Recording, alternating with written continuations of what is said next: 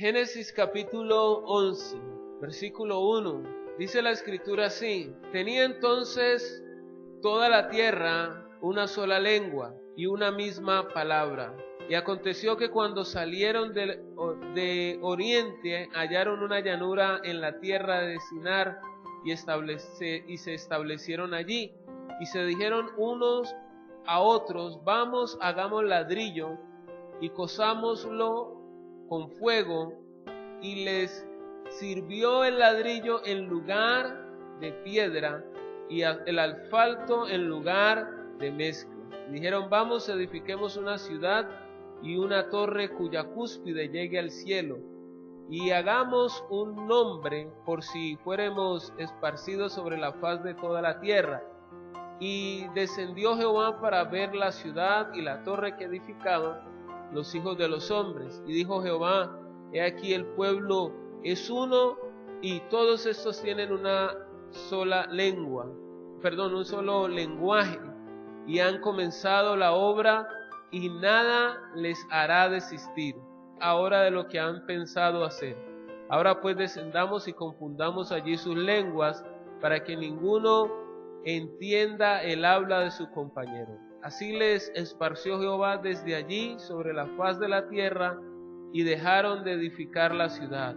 Por esto fue llamado el nombre de ella Babel, porque allí confundió Jehová el lenguaje de toda la tierra, y desde allí los esparció sobre la faz de la tierra. Amén. Gloria a Dios. Bien, el tema de hoy, como les decía, de este estudio es cuál es la diferencia.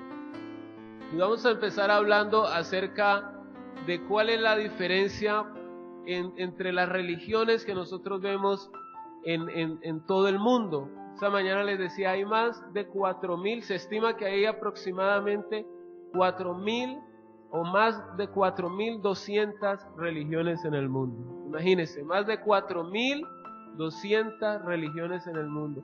Y todas ellas, pues dicen, todas ellas van a decir o van a reclamar que tienen la verdad, que lo de ellos es lo correcto, que es el camino que se debe seguir. Bueno, nadie va a decir realmente yo estoy en un error, o yo tengo una falla, o nosotros estamos errados. Todos van a reclamar que tienen la verdad. Pero vamos a aprender por la palabra de Dios en dónde está la verdad, que entendemos los cristianos que la verdad no la posee un movimiento, una religión, sino que la verdad es Jesucristo. Él dijo que Él es el camino, que Él es la verdad y la vida. Y dijo el Señor: nadie viene al Padre si no es por mí. ¿Por qué leemos el pasaje de Génesis 11? Porque usted en Génesis 11 ve la Torre de Babel. La Torre de Babel tiene una característica, y es la confusión que se generó allí. Y se le generó esta confusión cuando todos se habían unido allí con el propósito de construir una ciudad, y dentro de la ciudad una torre. ¿Cuál era el propósito de construir esta torre? ¿Qué querían hacer ellos con esta torre? ¿Llegar a dónde? Al cielo. Es decir, esta torre es el intento, el deseo del hombre por llegar donde está Dios. Ellos quieren construir una torre para llegar donde está Dios. Ese es su pensamiento. Ellos dicen: vamos a construir una torre para llegar al cielo, para llegar donde está Dios. Dice la palabra que construyeron, en vez de piedras, la piedra es un producto, un mineral natural, ¿cierto? Y dice que construyeron ladrillos en lugar de piedras. Es decir, reemplazaron lo natural, lo hecho por Dios, por lo que puede hacer el hombre. Eso es, digamos, si quisiéramos utilizar alguna forma de ilustrar qué es una religión, ese es el ejemplo perfecto. ¿Qué son las religiones? Las religiones, todas las religiones en el mundo, son el deseo o el intento del hombre por acercarse a Dios, pero a su manera. O sea, así como estos quisieron construir una torre para llegar donde está Dios, y cambiaron las piedras naturales hechas por Dios, las cambiaron por ladrillos hechos a mano, por el hombre, es decir, por lo que el hombre podía hacer, esto que ellos reemplazan o cambian es lo mismo que hace la religión. Toda religión en el mundo, de estas 4.200 que hay de todos los colores, de todos los sabores, de todos los tamaños en el mundo entero. En Indonesia, por ejemplo, hay una religión que adora a las ratas. Tiene un templo dedicado a las ratas en Indonesia. O sea, aquí uno ve las ratas y ¿qué hace con ellas? Las corretea, ¿sí o no? Allá no, allá ven las ratas y le ponen lechita ahí para que ellas se sienten a tomar lechita y van y las veneran como si fueran algo agradable. Y es una religión, o sea, es una religión que venera a las ratas como si fueran pues una deidad, como si fueran un dios. Religiones hay muchísimas en el mundo. Todas ellas, repito, lo único que buscan es el deseo de acercarse a Dios en sus propias fuerzas y a su propia manera. Es decir, yo me invento mi forma de acercarme a Dios. Yo me invento mi forma, a mi manera de acercarme a Dios. Pero la Biblia no nos enseña que nosotros debamos buscar una forma particular cada uno de nosotros de cómo nos acercamos a Dios, sino que ya la Biblia nos ha establecido la forma en que cada uno de nosotros debe acercarse a Dios. ¿Cuál es esa forma? San Juan capítulo 14, versículo 6.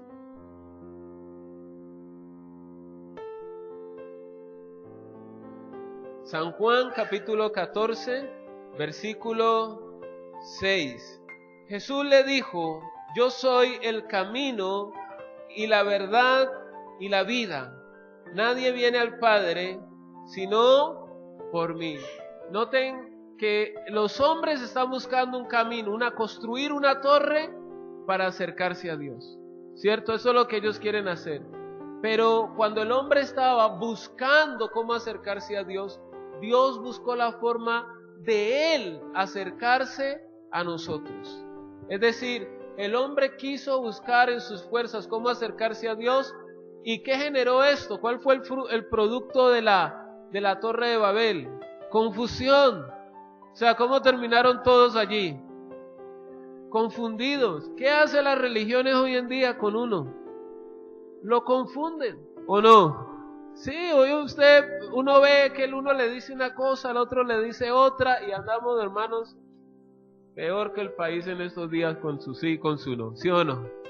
Nos confunde, la religión confunde, porque el uno le dice a uno es así, el otro le dice al otro es de esta manera, el uno quite, el otro ponga. O sea, la religión lo que genera es confusión. Yo no sé si a usted le ha tocado enfrentarse a alguien de otra creencia y vienen y lo abordan a usted y le hablan y le dicen, y cuando descifran de dónde viene usted, entonces empiezan a decirle que quizás donde usted está yendo no es lo correcto, que no es la verdad, que usted está errado, que no es rojo, que es azul, ¿sí o no? Y empiezan a generarle a uno confusión.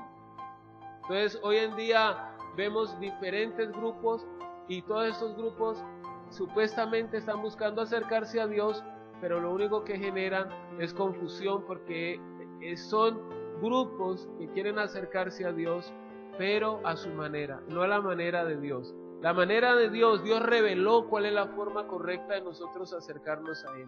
¿Cuál es la forma correcta del hombre acercarse al Señor? ¿A través de quién? A través de Jesucristo. ¿Por qué? Porque Jesucristo dijo que Él es y la verdad y la vida, y dice Él: nadie viene al Padre si no es por mí. Entonces, pregunta: ¿alguna religión podrá acercarnos al Señor? Ninguna. Si usted ve Amor y Fe como una religión y que usted va a llegar al cielo porque es que yo voy a la iglesia Amor y Fe y esa es mi creencia, estás equivocado. Amor y Fe no puede acercar a nadie al Señor. Si usted cree que va a llegar al cielo porque viene aquí Amor y Fe, está equivocado, porque no es la iglesia como tal. Jesucristo dijo que Él es el camino, la verdad y la vida. Dijo, nadie viene al Padre si no es por mí. El único camino para nosotros llegar al Padre se llama Jesucristo. Amén. Él es el único camino. Entonces, nosotros no debemos seguir absolutamente ninguna religión, porque las religiones ninguna nos va a llevar a Dios. Ninguna religión en el mundo lo va a acercar a usted a Dios. El único que lo puede acercar a usted a Dios se llama Jesucristo. Fue el que vino a morir por cada uno de nosotros, por nuestros pecados aquí en la tierra. Dio su vida para que todo aquel que en Él cree no se pierda, mas tenga vida eterna. En Él está la salvación. Es Jesucristo quien salva. Es Jesucristo el único que puede darle salvación al ser humano. Amén. Entonces, esa es una base de la que partimos para comenzar a estudiar los diferentes grupos que vamos a estar viendo estos domingos en la tarde, donde vamos a estar estudiando la palabra del Señor. Bueno, religiones, se dice que las 5 religiones más grandes que hay en el mundo son, primero que todo, el cristianismo como religión. El cristianismo, cuando habla de cristianismo a nivel universal, hay que meter 3 grupos allí. Cuando se habla de cristianismo, hay 3 grupos que universalmente se conocen como cristianos. Es decir, hay una rama de cristianos católicos. En el mundo el católico es conocido como cristiano. Esa es una rama del cristianismo. Hay otra rama del cristianismo que es la rama del cristianismo ortodoxo. Esa rama nosotros no la conocemos muy bien, pero se ve mucho en Grecia. Es como muy similar al catolicismo, pero sin todo el poco de santos que tiene el catolicismo. Y la tercera rama es el cristianismo protestante, que vendríamos a ser nosotros. Se nos llama protestante a raíz de una reforma que hubo en los años 1400, 1500 con Martín Lutero. Se le llama al cristianismo protestante. Entonces, dentro de esa rama del cristianismo, nosotros somos conocidos como cristianos protestantes. ¿Como cristianos qué? Protestantes. Y no es que los esté mandando a protestar, no, pero así nos conocen como en esa rama del cristianismo, como cristianismo o la iglesia cristiana protestante. Ahora, dentro de esa, bueno, las otras 4 religiones grandes en el mundo son el hinduismo, que es una religión que se ve mayormente en India. India es el país más religioso en el mundo. Como les decía, allá hay más de 500,000 deidades, o sea, ellos adoran más de 500,000 cosas como si fueran un dios. Allá todo lo adoran en la India. El hinduismo, ellos son los que creen. Una de las características de lo que cree el hinduismo es que creen en la reencarnación. Entonces ellos, por ejemplo, ven la cucarachita y dicen, ay, tan linda, y esto y lo otro. No la pisan así como nosotros, que vemos la cucaracha de una y fue.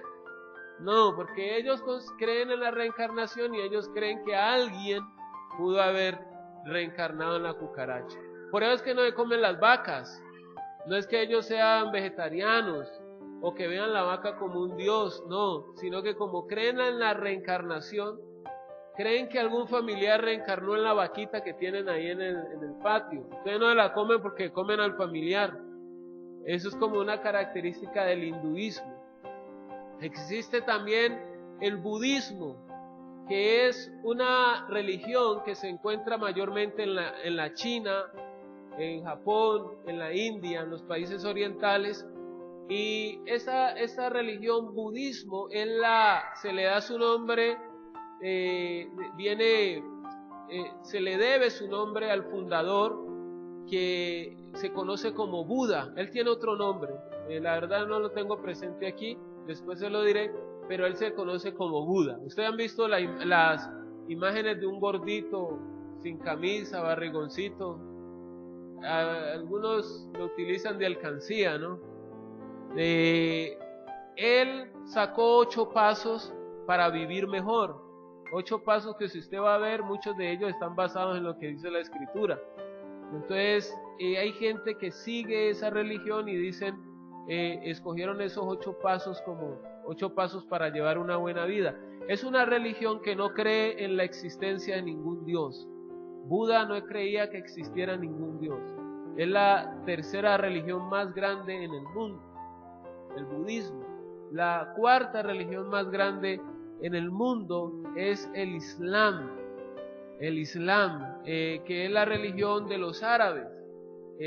Ya ustedes ven que Alá, que Mahoma, ellos proclaman Alá como su Dios, lo proclaman ellos Alá como su Dios, lo proclaman pues como su deidad. Es la religión fuerte en los países árabes, el Islam. En el Islam también hay ramas que son radicales, que son las que ustedes ven que matan un poco de gente porque tienen una interpretación del Corán donde dicen que entre más gente maten, más gloria les van a dar en el cielo. Algunos les dicen, usted entre más gente mate aquí, más mujeres tienen en el cielo. Entonces usted por eso los ve que se amarran un poco de bombas y van y explotan en medio de las personas. Eso es una rama radical, porque también hay otra rama del Islam que es pacífica, que no está de acuerdo con esas prácticas. Y la quinta religión es el judaísmo. Judaísmo, esa religión la practican en Israel y son todos aquellos que creen en el Antiguo Testamento únicamente. Son todos los que se basan en las leyes de Moisés, es decir, en los cinco primeros libros de la Biblia, que se conocen también como Pentateuco. Ellos no aceptaron a Jesucristo como Señor y Salvador. Para ellos Jesucristo es un profeta más. Para ellos Jesucristo es simplemente un profeta, no lo ven a Él como Dios. Entonces ahí están las 5 religiones más grandes del mundo. A ver, ¿cuál es la primera? El cristianismo. Y el cristianismo se divide en 3. Cristianismo, a ver, en el orden que se los dije sería católico y protestante. Muy bien. La segunda religión que les hablé es ¿cuál? El hinduismo, que se practica en la India. Hindú se le llama es al que practica la religión del hinduismo. El que nace en la India no se le dice hindú, se le dice indio. Nació en la India. El que practica la religión del hinduismo es al que se le llama hindú. Pero pues siempre en el argot popular ven a alguien que nació en la India y dicen, es que el hindú, no, él sí, puede ser que sea cristiano y no practique la religión del hinduismo. Pero bueno, eso lo veremos después. La tercera que les dije es ¿cuál? El budismo. Recuerden, el gordito, el de las alcancías. Esa es una religión, tiene una característica. ¿Cuál es esa característica? Que es atea, es una religión atea, no cree en ningún Dios. Mientras el hinduismo, todo lo que se mueva lo ven como un Dios, en el budismo no creen en la existencia de ningún Dios. Esa es la cuarta. Y la quinta es ¿cuál? La cuarta es el Islam y la quinta es judaísmo. Muy bien. Dentro de la iglesia cristiana, ya ustedes ven las ramas que hay, 3 ramas, que son las 3 ramas universales. Pero dentro de la rama protestante hay muchísimas ramas más. Dentro de la iglesia cristiana protestante hay un montón de ramas que se fueron dando por el énfasis en situaciones o el énfasis en algunas cosas. Por ejemplo, hubo una reforma en el año 1500 y algo, 1542 creo que más o menos se dio la reforma de Martín Lutero. Ahorita lo miramos allí con la ayuda de Google. Muy bien. Lutero era un monje católico. Él estudió, un monje católico, y lo mandaron a estudiar a Roma, pero él en Roma empieza a ver un poco de cosas que no le cuadran. Es decir, él llega a Roma y empieza a ver, por ejemplo, que la gente está comprando astillitas de la cruz de Cristo. En serio, le vendían pedacitos de madera y decían, este pedacito de madera fue tomado de la cruz del Calvario, llévelo para su casa para que usted lo ponga por allí. Y bueno, o sea, empezó el agorerismo allí, ¿no? Entonces, de astillita, habían vendido tantas astillitas y han vendido tantas astillitas de la cruz de Cristo, que si usted recoge todas esas astillas, arma el titanio otra vez con toda esa madera, vuelve y la arma otra vez. Él empezó a ver, por ejemplo, que habían unas escaleras y habían que subirse haciendo unas plegarias en cada escalera e ir pagando unas ofrendas, que los huesos de Juan el Bautista, que ves el cráneo de Juan el Bautista.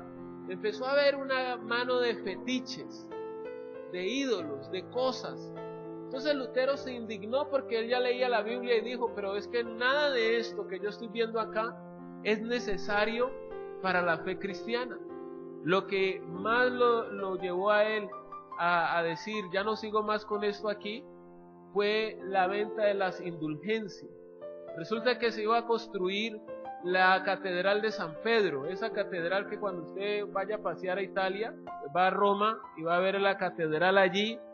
Esa catedral de San Pedro la construyó un papa, y para recoger fondos le dijo a la gente, usted puede pagar por los pecados de sus familiares que se han muerto y por los suyos. Usted puede pagar por los pecados que cometió ayer, los que está cometiendo hoy, los que va a cometer mañana. Le dijo el Papa, compre su indulgencia para que usted quede bien. Entonces Lutero se encuentra un borracho y lo ve y le dice, ole, ¿qué es esa vida? Y no me venga a molestar que yo ya compré mi indulgencia. Es decir, yo me puedo ya emborrachar y llevar mi vida así y ya pagué por ella. Y cuando Lutero ve eso se indigna. Entonces él se forma la reforma cristiana, empieza a predicar el evangelio y a decir, no es necesario esto para ser salvos, no es necesario esto para agradar a Dios, y inicia una reforma. Pero entonces, por ejemplo, empiezan a surgir otros cristianos y otros grupos cristianos que siguen a Lutero, que siguen las enseñanzas de Lutero, pero que se vuelven, por ejemplo, más radicales. Hay algunos que dicen, ya no podemos vivir dentro de la ciudad, porque cuando uno vive dentro de la ciudad ahí se ve mucho pecado, mucha inmundicia, y se van a vivir a las montañas. Y esos que se van a vivir a las montañas forman los monasterios, por ejemplo, que son lugares donde quedaban aislados de la ciudad y se iban las personas a vivir consagradas allá para Dios, donde no escucharan reggaetón, donde no escucharan tragos, y fueron a vivir lejos. Formaron así los monasterios. Entonces después otros decían, no, pero debemos estar dentro de las ciudades. Entonces ya habían otras iglesias así. Y empiezan a surgir grupos, por ejemplo, a los que se volvieron a bautizar. Ustedes conocen la iglesia bautista. El origen de la iglesia bautista se le dice bautistas a los que se han vuelto a bautizar. Es decir, bautista quiere decir vuelto a bautizar. Y eso lo hacían porque había gente que se había hecho bautizar en la iglesia católica, conocían y luego se hacían bautizar cuando ya eran cristianos. Entonces les decían, esos vueltos a bautizar, eso quiere decir bautista. Usted ve que hoy hay una denominación bautista. Entonces empiezan a surgir grupos cristianos que están dentro de la misma doctrina, son sanas doctrinas, pero que llevan cosas al extremo. Por ejemplo, usted ve dentro de los cristianos hay un énfasis en algunas iglesias, por ejemplo, en la forma de vestir. Y entonces, por ejemplo, en el caso de las mujeres les dicen que no pueden usar pantalón. Y es una cosa cerrada y trancada, pues, que si ustedes la ven en pantalón no la consideran cristiana. O sea, hay una rama de los cristianos que lo ven de esa forma. Hay otros que dicen, no, o sea, no, el pantalón no tiene nada que ver con su comunión con Dios. Entonces ya van surgiendo allí, usted ya ve los del pantalón y los del no pantalón, ya va viendo grupos. ¿Sí me hago entender cómo van surgiendo las diferentes denominaciones? Hubo denominaciones donde decían, hay que ponerse un velo para orar. Entonces otros decían, no, ¿velo para qué? Para eso está el cabello. Entonces ya estaban las iglesias del velo y las del cabello. ¿Sí me estoy haciendo entender? Otros que empezaron a surgir, por ejemplo, con la alabanza, decían, no, es que eso es instrumento, esa es la música del mundo. Entonces habían iglesias sin instrumento y otras iglesias con instrumento. Y van surgiendo grupos, así van dando las denominaciones, es decir, los de la alabanza, los hermanos de la iglesia de la alabanza y los hermanos de la iglesia de la no alabanza, pero igual todos son hermanos, pero diferentes movimientos. Dentro de esos movimientos van surgiendo las sectas, y las sectas van surgiendo por las interpretaciones que se le dan a diferentes versículos. Entre ellas vemos, por ejemplo, la iglesia pentecostal unida, que es la que vamos a hablar. Ya mi esposa me buscó la fecha de Martín Lutero, 1517. Estaba pasado como en 25 años yo. Bueno, 1517. Por ejemplo, la Iglesia Pentecostal Unida de Colombia. Se dice que la Iglesia Pentecostal Unida de Colombia es una división de la Iglesia Presbiteriana, que es una de las iglesias, de las primeras iglesias que existen. De hecho, la primera iglesia cristiana aquí en Colombia es la Iglesia Presbiteriana. Fueron los primeros cristianos en llegar aquí a Colombia en el año 1902, algo así. Ellos son los fundadores del colegio americano que usted ve ahí antes de subir hacia Meléndez. Usted encuentra allí el colegio americano, eso es de la iglesia bautista. De allí surge la iglesia pentecostal unida. Ahora, ¿cuál es la diferencia entre los cristianos, entre las denominaciones trinitarias y la iglesia pentecostal unida? Que hubo una interpretación de un versículo que lo toman y se aferran a ese versículo y lo forman una doctrina. Por decir algo, los pentecostales basan gran parte de toda su doctrina en lo que dice Hechos 2:38. ¿Qué dice Hechos 2:38? ¿Alguien que lo quiera leer?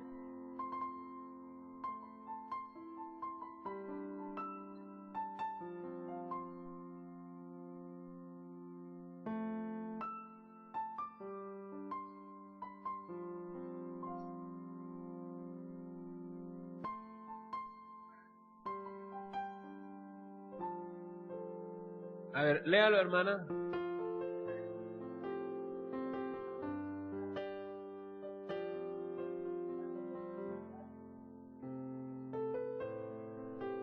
Bueno, el énfasis de la iglesia pentecostal unida, que la vemos en todas las ciudades y en todo el país. De hecho, si hay una iglesia que tiene mayor presencia en cada rincón de Colombia, es la iglesia pentecostal unida. Tienen un fervor misionero muy organizadas y se han logrado extender a lo largo de todo el país. Su énfasis es el bautismo en el nombre de Jesús.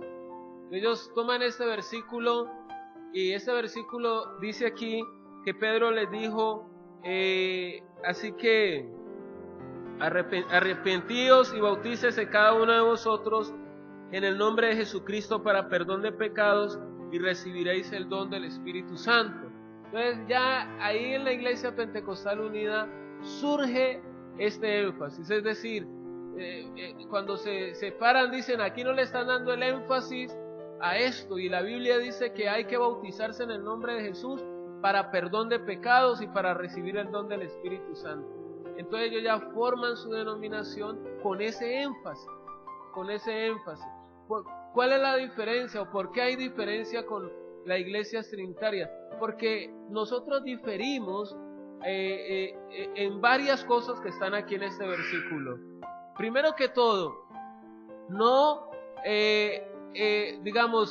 estamos de acuerdo en decir que el bautismo es lo que trae el perdón de pecados. Se los voy a repetir. O sea, la iglesia, por ejemplo, la iglesia trinitaria no cree que el bautismo perdone los pecados. El énfasis en la iglesia pentecostal unida es que si usted no se ha hecho bautizar en el nombre de Jesús, aún usted está en sus pecados. sea, a ustedes sus pecados no le han sido perdonados, y le citan este pasaje donde dice que debe bautizarse en el nombre de Jesús para recibir el perdón de pecados. No, ¿por qué? Ahora sí, para recibir el perdón de pecados y para ser salvo. O sea, si usted, para la Iglesia Pentecostal Unida, si usted no se ha hecho bautizar en el nombre de Jesús, ni le han perdonado sus pecados, y mucho menos usted es salvo. Ahora, voy a empezar a preguntar, ¿usted cree que esto sea verdad? ¿Por qué no creen que esto sea verdad?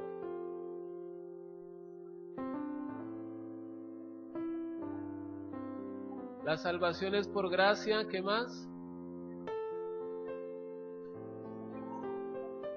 Cuando recibimos a Jesús en nuestro corazón, Él perdona nuestros pecados. ¿Qué más?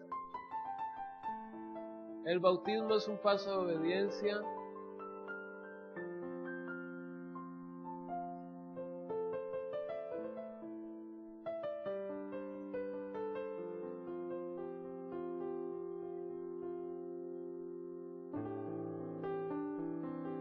Cuando recibimos al Señor en nuestro corazón, empieza la obra de salvación. Bien, o sea, no es verdad que el bautismo perdone los pecados. Cualquier persona se puede hacer bautizar y seguir en sus pecados. Yo a veces, quiero decir esto, usted puede coger en esos momenticos a los de la FAR y decirle bautizan y me bautizan. Bueno, no, quién sabe, porque ya perdieron pueblo del plebiscito, pero se podían haber bautizado. A ver, ahora, el hacerse bautizar no quiere decir que ya la persona está sin pecado.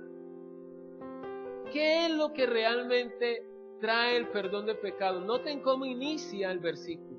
¿Qué empieza diciendo?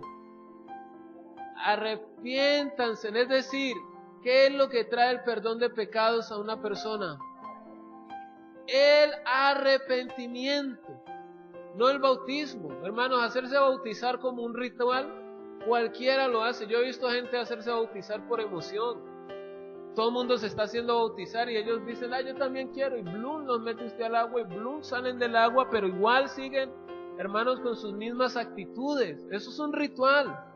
Entonces, no es que el bautismo perdone los pecados. El perdón de tus pecados y de mis pecados viene a través del arrepentimiento, de apartarnos, de tener una actitud que ha reconocido que le ha fallado al Señor y que reconoce, hermanos, que ha fallado, se arrepiente y se aparta de sus pecados. Dice la Biblia, alcanzará misericordia.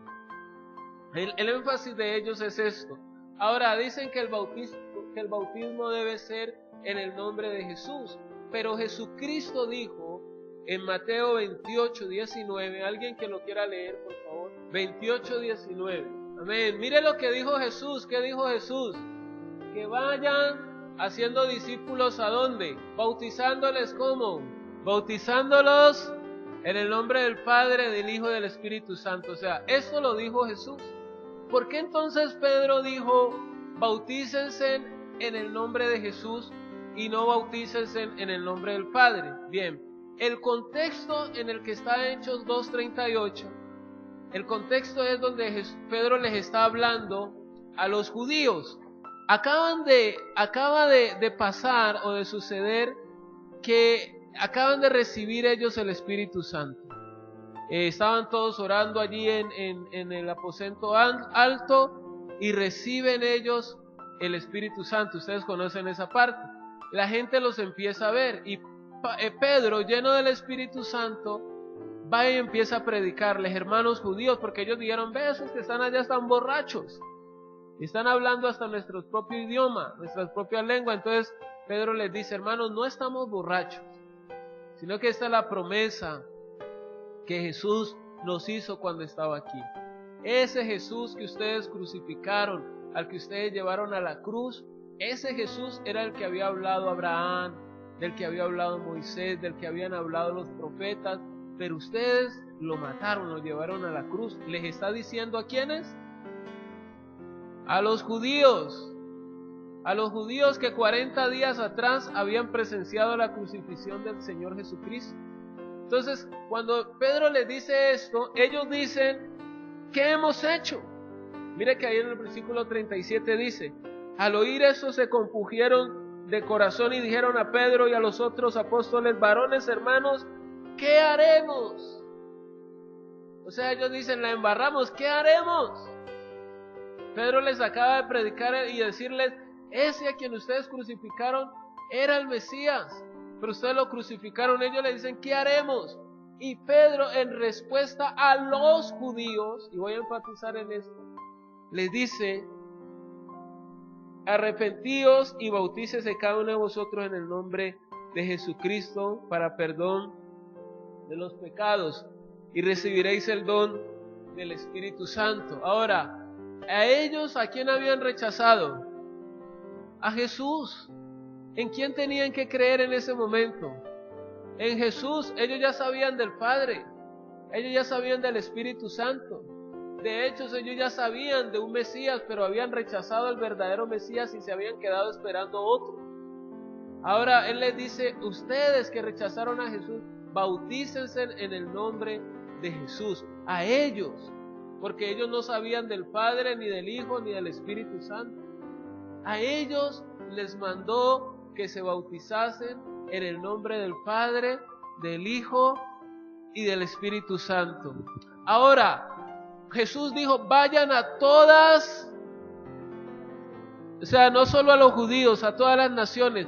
La pregunta es, ¿las otras naciones sabían del Padre, sabían del Hijo o sabían del Espíritu Santo?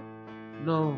De hecho, en el libro de Hechos hay una parte donde dice que Pablo estaba predicando en Grecia y encontró un templo que decía al Dios no conocido. Es decir, allí decían, hay un Dios pero no lo conocemos. Y ya le habían hecho un templo a Él. Cuando el Evangelio llega a otras naciones, tienen que hablarles del Padre, tienen que hablarles del Hijo y tienen que hablarles del Espíritu Santo. Ellos les predican del Padre, del Hijo y del Espíritu Santo y por eso los bautizan en el nombre del Padre, del Hijo y del Espíritu Santo. El hecho de que haya sido Jesús quien haya mandado bautizar en el nombre del Padre, del Hijo y del Espíritu Santo es razón suficiente para que nosotros nos bauticemos en el nombre del Padre, del Hijo y del Espíritu Santo. Amén. Bueno, ahora para justificar este versículo se ha derivado otra doctrina y es que, por ejemplo, los pentecostales no creen en la Trinidad. Nosotros creemos en la Trinidad. ¿Qué es la Trinidad? No es que creamos en tres dioses, creemos en un solo Dios. Hay un solo Dios, no hay tres dioses. Pero ese solo Dios se manifiesta en tres personas. En la persona del Padre, del Hijo y del Espíritu Santo. Un solo Dios en tres personas, no un Dios con tres cabezas, como ellos dicen que nosotros vemos a Dios, que vemos a un Dios con tres cabezas, no. Un solo Dios manifestado, dado a conocer en la humanidad, en la persona del Padre, en la persona del Hijo, en la persona del Espíritu Santo. Hay muchísimos versículos que enseñan esto. Uno de ellos es Lucas 3:21. Apúntelo allí. Lucas 3:21. Allí habla del bautismo del Señor Jesucristo. Y dicen que cuando Jesús estaba bautizando, descendió el Espíritu Santo sobre él y se oyó una voz del cielo que decía: este es mi Hijo amado, en el cual tengo complacencia. Dice así, entonces dice que Jesús estaba haciéndose bautizar, descendió el Espíritu Santo y se oyó una voz que desde el cielo. Yo en ocasiones he discutido con algunos pentecostales y le dicen que ese era el mismo Jesús hablando, o sea, como si fuera ventríloco. Pero ahí la Biblia es clara, se oye la voz desde el cielo. Este es mi Hijo amado, en el cual tengo complacencia. Es la diferencia entre los pentecostales, que ellos creen que no creen en la Trinidad, creen en un solo Dios y en una sola persona, y creen que esta sola persona cumple las tres funciones, y eso no está en ninguna parte de la Biblia. Ellos dicen que Jesús es el mismo Padre, que Jesús es el mismo Espíritu Santo y es el mismo Hijo. Sí es el mismo Hijo, porque Él es el Hijo, Jesucristo, pero no es el Padre, ni tampoco es el Espíritu Santo. Un versículo para que lo leamos Yo creo que nos va a tocar el próximo domingo reducirle un poquito a la alabanza y darle más prioridad a la palabra, porque ya se nos fue el tiempo y apenas estábamos en la introducción. Ya les dije el versículo. Leamos San Juan capítulo 14 verso 16. San Juan capítulo 14 versículo 16. Noten cómo está de claro aquí. Dice, y yo, está hablando Jesucristo. Dice, y yo rogaré ¿a quién? Ahora miren la acción. O sea, los pentecostales dicen que es el mismo, pero aquí es claro que Jesús dice que le va a rogar al Padre, es decir, le va a pedir al Padre. Y aquí nos está hablando de otra persona. Dice, yo rogaré al Padre. O sea, a ver, yo hago esta pregunta, va a sonar medio tonta, pero ¿usted se ruega a usted mismo? O sea, usted mismo dice, a ver, Elier, báñese. No, uno no hace eso. Eso no tiene sentido. Rogarse a uno mismo, uno le ruega a otra persona o le pide a otra persona. ¿Sí me hago entender? Dice, yo le rogaré al Padre y, dice, y os dará. Noten que no dice os daré. Os dará otro consolador para que esté con vosotros para siempre. Ahí están los tres, Padre, Hijo y Espíritu Santo. Es clara la doctrina de la Trinidad en la Biblia. Hay montones de versículos que nos enseñan acerca de la Trinidad. Juan 15:26, leámoslo también. 15:26 dice, pero cuando venga el Consolador, a quien yo os enviaré del Padre, el Espíritu de verdad, el cual procede del Padre, Él dará testimonio acerca de mí. Ya está hablando del Consolador, haciendo referencia al Espíritu Santo. O sea, es claro, hermanos, que se habla del Padre, del Hijo y del Espíritu Santo en la Biblia. La doctrina de la Trinidad está en la Biblia. La palabra Trinidad no aparece en la Biblia, que es un argumento que a veces dicen, es que la palabra Trinidad no aparece en la Biblia. Bueno, la palabra como tal no aparece en la Biblia, pero la doctrina sí. La palabra omnisciencia, por ejemplo, no aparece en la Biblia, pero la enseñanza sí. Es decir, Dios lo sabe todo y está allí en la Escritura. ¿Sí me hago entender? Entonces, hermanos, voy a simplemente a mencionar las diferencias para que las podamos ver después. La diferencia con los pentecostales y la iglesia cristiana trinitaria es que nosotros bautizamos en el nombre del Padre, del Hijo y del Espíritu Santo. ¿Por qué? Porque Jesús lo dijo. Creemos en un solo Dios que se ha dado a conocer en tres personas, en la persona del Padre, del Hijo y del Espíritu Santo. Los tres son un solo Dios, pero se manifiesta en tres personas distintas. Amén. Nosotros no creemos que el bautismo salve. Creemos que lo que salva es la fe en el Señor Jesucristo. O sea, no creemos que el perdón de pecados venga por el ritual del bautismo. Creemos que el perdón de los pecados viene por el arrepentimiento. No creemos que el bautismo salve. Si no, pregúntele al ladrón que murió al lado del Señor allí en la cruz. ¿Él se hizo bautizar? ¿O usted vio que Jesús le dijo, bájese, se hace bautizar, venga, suba y cuando muera entonces va a ir conmigo para el cielo? ¿Le dijo así? Hoy mismo estarás conmigo en el paraíso. Hoy mismo. ¿Quién le abrió las puertas a este ladrón para entrar al paraíso? El arrepentimiento. Creyó en Jesús ahí en la cruz. Y ese mismo día se le abrieron las puertas para ser salvo. No le puso un requisito a Jesús, que se hiciera bautizar como tal. El bautismo, en cierta forma, es un testimonio público. Es una forma de decirle al mundo que creemos en Jesucristo, que creemos en Él como Señor y Salvador. Pero el bautismo en sí no salva.